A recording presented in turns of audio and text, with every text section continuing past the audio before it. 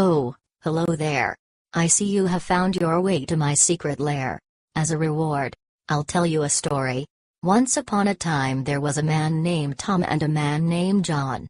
Transition. Snore, snore. More snoring.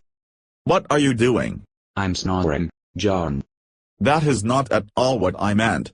Why are you here? Because I need a place to snore, dumbass. Okay, that's it. Get out. What the hell is going on? Overdramatic no. I will be back, John, mark my word.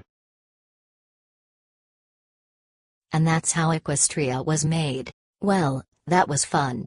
Maybe next time I'll tell you the story of John. The end.